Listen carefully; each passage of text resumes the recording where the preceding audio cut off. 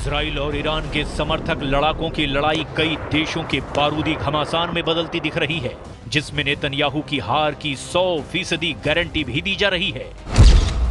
क्योंकि Israel Iran टकराव में सऊदी अरब के प्रिंस मोहम्मद बिन सलमान वॉर चेंजर लीडर बन चुके हैं। प्रिंस सलमान के हाथ इस युद्ध की सुप्रीम कमान ईरान थमा सकता है। प्रिंस सलमान को प्रेसिडेंट पुतिन का भी फुल सपोर्ट मिल सकता है। यानी इजराइल के खिलाफ युद्ध में अब अरब वर्ल्ड का अलायंस उतरने जा रहा है। क्राउन प्रिंस मोहम्मद बिन सलमान को ईरान ने साध लिया है, जिसके साथ ही अरब वर्ल्ड का सबसे ताकतवर और दौलतमंद साथी ईरान के साथ आ चुका है। प्रिंस सलमान के ईरान के खेमे में आने का मतलब नेतन्याहू को अच्छी तरह मालूम है। सऊदी अरब और ईरान का गठबंधन खाड़ी युद्ध का रुख पलट सकता है।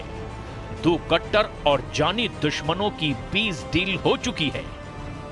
सौदेबाजी में ईरान को वॉर जोन में सपोर्ट मिलेगा तो प्रिंस सलमान ईरान से अच्छा खासा प्रॉफिट हासिल करने वाले हैं। ईरान की नई रणनीति का पूरा ब्यौरा देखने से पहले इसके साइड इफेक्ट का ट्रेलर देख लीजिए। युद्ध को बारूदी डोज की मात्रा बढ़ती जा रही है। हिजबुल्लाह ने इजराइल पर 60 रॉकेट दागे हैं। इजराइल में सिर्फ एक जख्मी हुआ, कुछ इमारतें टूटी, लेकिन बदले में इजराइल ने बेरूत को आधी रात से दहलाना शुरू कर दिया। रविवार की सुबह तक मिसाइलें बरसाता रहा। इजराइल के हमले में बेरूत में 20 लाशें गिरी, 60 से ज्यादा लोग घायल हो गए। शहर के माली नुकसान का अब भी अंदाजा नहीं लगाया जा सका है।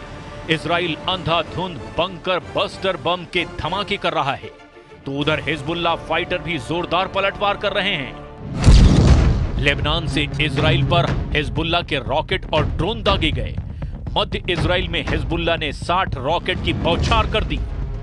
इजराइल के डिफेंस सिस्टम ने बाकी 5 रॉकेट हवा में ही मार गिराए, लेकिन तेल अवीव के उत्तर में नेतन्याह और हर्जलिया सिटी में रॉकेट की बौछार जारी है। हिजबुल्लाह के रॉकेट अटैक का सबसे ज्यादा जोर मेटुला सिटी में दिखाई दे रहा है। लेबनान से रॉकेट दागे जाने के बाद मेटुला में भारी नुकसान की खबर है। उत्तरी इजराइल में मेटुला परिषद के प्रमुख डेविड अजोलाई ने 8 रॉकेट धमाके की पुष्टि की है। इन धमाकों से कई इमारतें खंडहर में तब्दील हो चुकी हैं। אנחנו מדברים כרגע על משא ומתן אפשרי להסדרה. האמריקנים מובילים את זה. אני אומר, זה מתבצע רק תחת אש. הוא מתבצע עם הרבה מאוד אש. युद्ध में फाइटर ग्रुप की पूरी तरह पिटाई के बाद तेहरान ने नया ब्लूप्रिंट बनाकर सभी सहयोगियों से मोहर भी लगवा ली है। रातों रात हुए बदलाव के बाद ईरान समर्थक लड़ाका ग्रुप भी अब इजराइल पर टूट पड़े हैं। रविवार की सुबह लेबनान से इजराइल में भीषण रॉकेट हमला हुआ है।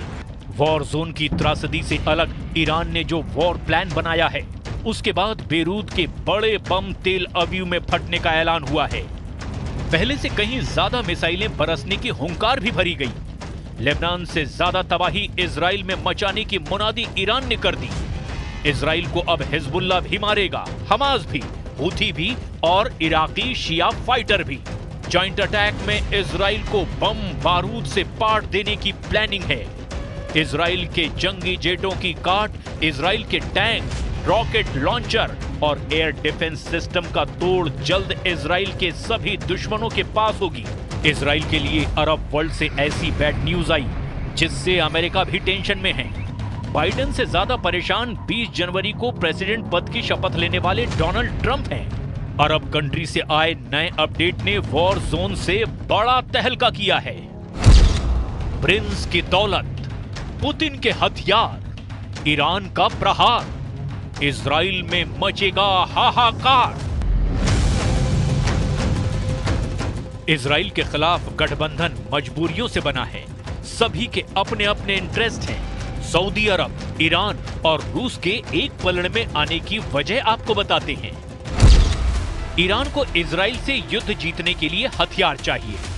ईरान को हथियार रूस देने को तैयार है, दे भी रहा है। लेकिन जंग जीतने के लिए जितने हथियार की दरकार है, उतनी दौलत ईरान के पास नहीं। ईरान की मजबूरी समझी जा सकती है। तो रूस भी मुफ्त में हथियार दे नहीं सकता, क्योंकि पुतिन खुद यूक्रेन जंग में उलझे हुए हैं, युद्ध के खर्चे से परेशान हैं। पुतिन को भी युद्ध जारी रखने के लिए बेहिसाब दौलत चाहिए। ईरान से दोस्ती निभाने के लिए पुतिन हथियार देंगे, लेकिन उसकी कीमत ईरान कहां से चुकाएगा? इन सभी प्रॉब्लम का सलूशन किसी के पास है, तो वो है सऊदी अरब के क्राउन प्रिंस मोहम्मद बिन सलमान, जिन्हें ईरान के सुप्रीम लीडर अपने खेमे में लाने में लगभग कामयाब हो चुके हैं।